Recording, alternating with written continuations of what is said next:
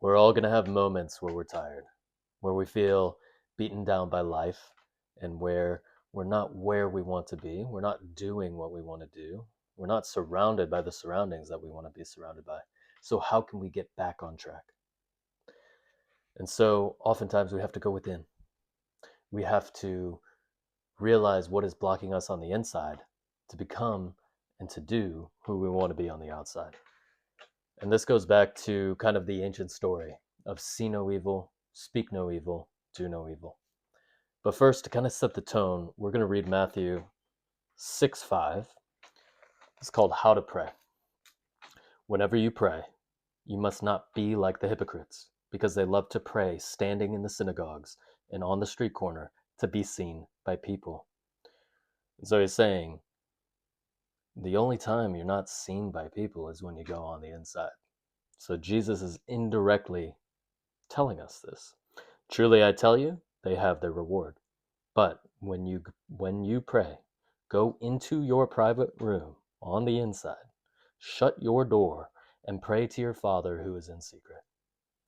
And your Father who is in secret will reward you. When you pray, don't babble like the Gentiles, since they imagine they'll be heard for their many words. Don't be like them, because your Father knows the things you need before you ask Him.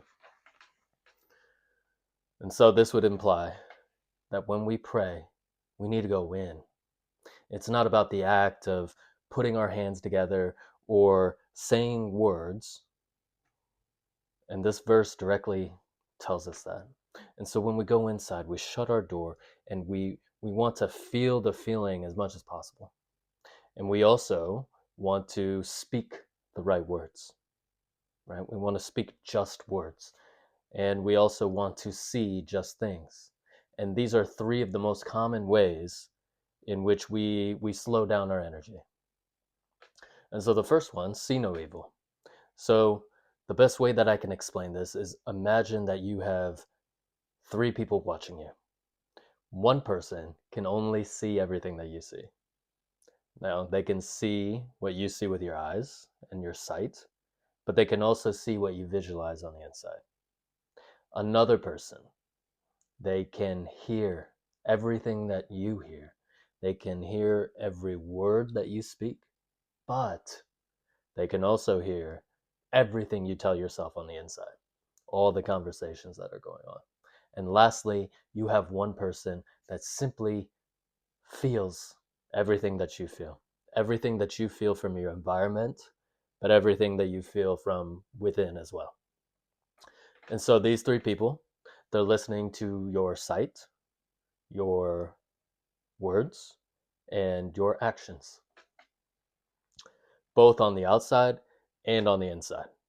Now imagine that they're all trying to work together to get you everything that you want. And I'm going to pray for this, and I'm going to believe that I've received it, right? That's later in Matthew, believe that you have received it and it shall be given to you. So to combine those beliefs, we need to align our sight, both inside and outside. And we need to see everything as we want it, to see everything as good, to see everything as good and beautiful on the outside, and to see everything we have on the inside as good and beautiful as well. We need to be careful of the words that we tell ourselves. This is a very common one. Evil speech is going to slow our energy down tremendously. Whether we can or whether you can't, whether you think you can or whether you think you can, you're right. That's another famous quote, right? But as we're talking to ourselves on the inside, we need to be mindful. We just need to be observant of the words that we're allowing into our inner speech. And we need to be careful of the words that we cast towards others as well. So not just self-judgment, but judgment of anything out there as well. And this one's very easy because it's very easy to have these negative conversations with yourself and tell yourself, well, I don't like this. This should have been this way. I don't like this about myself. I can't do this because it's too hard. Pause and slow down. because all of these words are coming in at 1,000,000 miles per hour, and it's jumbling up your inner energy.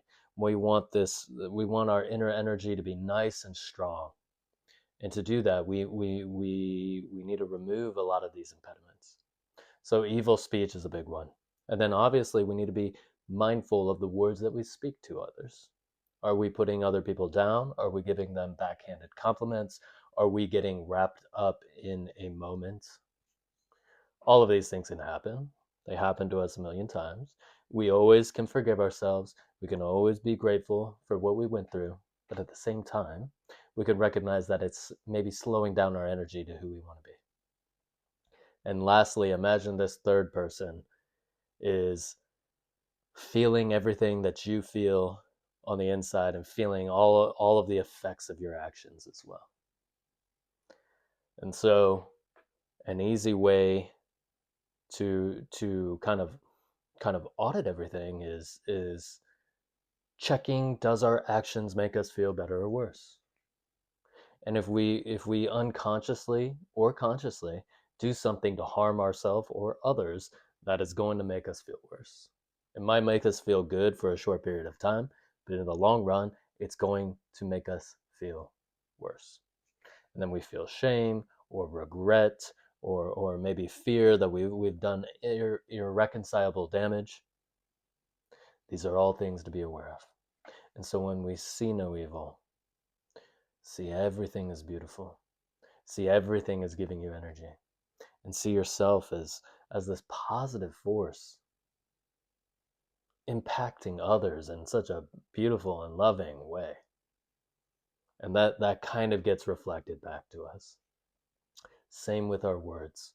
When we tell ourselves these uplifting stories, when we have compassion for ourselves, compassion for others, compassion for the insects, whatever it might be, compassion for ourselves and our surrounding, again, that energy is now out there. Everything is connected through quantum physics, and we know that. And it starts to get reflected back to us. And likewise, our actions. And when we intend to give energy, to add energy to our environment, to add energy to ourselves, to do something in service of others. And when I say in service, this is an act of love. Anything done in love, you can view that as being in service to another. It might show up as starting a company that affects 1 billion people in the world, but it also might show up as you simply helping out your cat or dog, feeding them in a loving way, right? Both of these acts carry the same frequency, and believe it or not, they're the same. In the eyes of the person who is just listening to how you feel, they are the same. Both acts were done with love. They show up in different ways. Some of us are meant to start that company that helps 1 billion people. And some of us, at the moment, we are meant to help our cat or dog as best we can in that moment as well. No, neither of them is necessarily better or worse. They're both needed and they're both awesome. So we don't need to necessarily judge ourselves for not doing enough either, right? We're coming at it with the right energy, the right frequency, and everything that needs to happen will happen from that frequency if we allow it. If we're not telling ourselves evil words, if we're not seeing evil in the world and we're not doing evil in the world, then what's really going to prevent us? And this is how we change some of our underlying beliefs. This is how we change some of our underlying energy. Everything becomes your frequency, everything becomes your energy, and you don't have to worry anymore. If you know you are a good tree on the inside, then you know you will produce good fruit. That's also in the Bible. And so there's so many ways in which our energy is going to determine our words, it's going to determine our thoughts, it's going to determine how we view the world. And so as we get more and more aware of that, and we can take 3 deep breaths to become a little bit more aware. We can start to feel our toes. We can start to listen to our body. What is our body trying to tell us? What is our mind trying to tell us? And what do our eyes see? What is the story of the moment? And if you can start to detach from the moment, and if you can start to listen to everything that you see, listen to all of the words that you're speaking, and listen to every one of your actions. If you start to be the receiver of life, you can also start to give as much as you can to life as well. You start to listen to what the world might need from you in that moment as well. And it becomes this symbiotic relationship in which the world might need something and you're happily ready to give it. And so these 3 things can result, when they're off, they can result in tiredness, they can result in anxiety, they can result in fears, and all of these actions that we might not necessarily be proud of, that are not who we want to be. So when we align inner speech, inner thoughts, inner feelings, we just allow the world to come to us. We allow the world to meet us halfway. And likewise, we're simultaneously reaching out when we do this as well. Half the battle is becoming the energy that allows the thoughts in. See, in that tree analogy, Jesus goes on later and he says a bad tree will produce bad fruit. Well, if you're doing something that is so selfish, so damaging, even when you try to do the right thing, it won't happen. You have all these damaging thoughts in our minds. We're seeing so much destruction in the world. We're allowing social media or doom and gloom or whatever it is, these addictive and repetitive behaviors where we're reactive, we're trying to take energy. And we allow that to become us. And then we try to do a good thing and it just doesn't work. Or we don't have the energy. Because we don't have any energy to do good because we haven't told ourselves good thoughts. We haven't been speaking kindly to ourselves. So even though we know we're not going to do a bad thing, we've told ourselves so much doubt, so many fears, so many ways in which we put ourselves down, or maybe we're putting somebody else down, or maybe we're judging our situation, that it's hard to do anything about it. But as we realign our thoughts, as we realign our words, as we realign the story that we're telling us, and society can only see you by what you do. So it's not going to look like you're doing much. You're going to have pressure from society to change, which is going to be the slowest pressure. But when that pressure comes from the inside, this is not who I want to be. This is not the story that I want to tell myself. All of a sudden, the actions start to work. You start to get creative insights. You meet somebody at a coffee shop.